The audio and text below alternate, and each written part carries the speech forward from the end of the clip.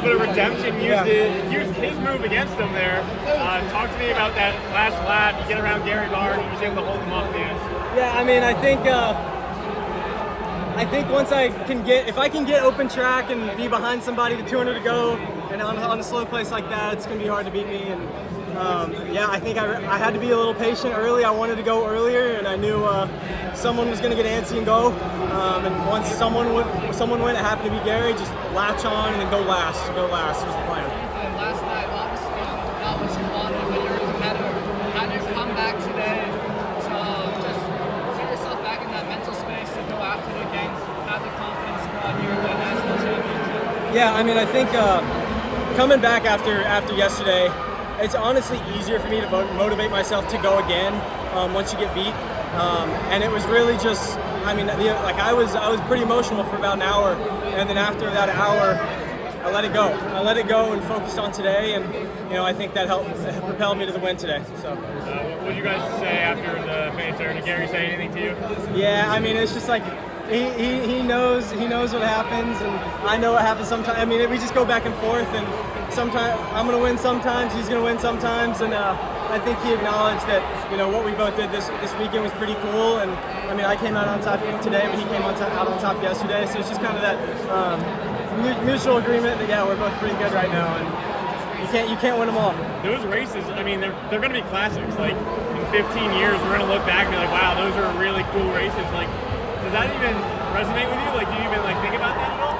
I mean, yeah, I think we look at a lot of the young guys right now, and I think that this is the most amount of people that are going to come out of college and continue on to a pro career that probably we've ever seen. And yeah, people are going to look back at those races and after 10-year pro careers for me and Parker and Gary, and realize how special these moments are. And I don't think I'll realize how special they are until later down the line. But yeah, I'm just super happy today.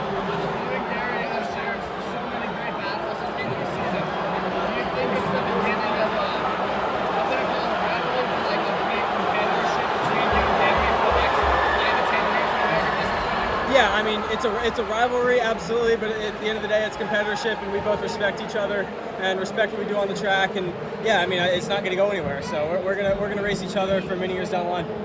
Parker Wolf finished this season really strong, obviously on the podium there. Talk to me a little bit about how you two have navigated this season. I know you guys obviously haven't been in a ton of races with each other this year, but. Talk to me a little bit about Parker and how the adversity he's kind of faced. Yeah, I mean, for me, it's been a fantastic season. I haven't had any hiccups, and Parker's season was the complete opposite of mine. Take everything you saw with my season, and Parker had to deal with the complete opposite. And he's going to come out of this season being a little banged up, sick, better than ever. And so, yeah, I mean, I'm here, and you kind of see what happens with our training and what we got going on when things do go well. And Parker sees that and knows that once he gets back to it, he's going to be just right back up there. And I'm not worried about him, and he's probably not worried about himself, and he knows how good he is. We all know how good he is, and he'll be back. I got here a little late. What was the difference between tonight and last night? I think I waited a little longer. I think I'm most deadly with 200 meters to go, and obviously in certain scenarios you can't go with 200 to go. And I think in that DMR last night I could have waited, and I chose not to. Tonight I chose to wait, and it worked out. Did Milt tell you to do that? Yes. I mean, it's like we've always talked about wait and go last. And to be honest, I did the exact opposite of everything we've ever talked about last night. I got a little antsy, maybe a little nervous, but then I thought I could do it. It's something that I had thought about by myself, not talking with him. Hey, I might be strong enough to go with 450 to go, and I did it. Maybe I shouldn't have, but you live and you learn, and I think that's part of what made today so much better. Kind of interesting because the 800 girl for UNC that one page, you gave her the opposite advice. They want you up in the front. Well, Michaela's problem in the past has been she gets into traffic, and we know how strong and fast she is. So it's go out front, get out in front of traffic, and she's strong. She's the strongest 800 meter runner in that field, and she just smoked us. She just smoked everybody. So I think different strengths between me and her, but her last 100 is also just as deadly as mine. She just needs to be out of traffic, and the 800 is so scrappy that I think the best way to get out of traffic is to go out hard. So Milt's pretty good at playing scenarios and figuring out what you need to do based on who's in the race. And the race plan for me today was to sit and wait. The race plan for Michaela was to get out front. So. Keith, Yeah, it worked out for both of us. we've kind of grown accustomed to this kind of performance this indoor season, but back at the beginning of the indoor season, could you have ever imagined this, national champion? Yeah, I mean, I think I was in a position to do that.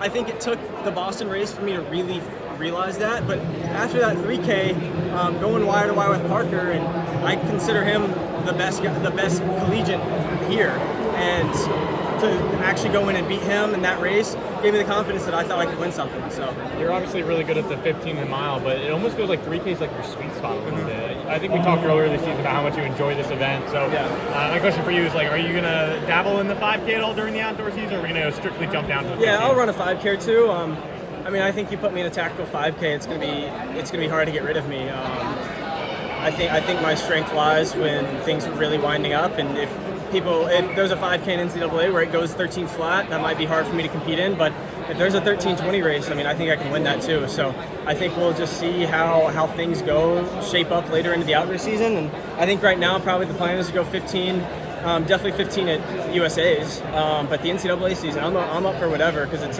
you can play around with it a little bit more and have some fun. Has your dad ever tried to get you to roll over the steeplechase? I mean, he liked the 3,000. All he had to do was jump over the water. He's letting me do like what I want to do, what my coach thinks is best. I'm sure he wants to see me run the steeplechase. I would run the steeplechase if I wasn't as good at some of these events on the flat track. So never say never. I think I'm athletic enough to do it. Never say never, but for right now, we're staying on the flat track. So. Incredible support from the UNC faithful today. I think better than any other team. I mean, chance of Tar Heels before the race, after the race.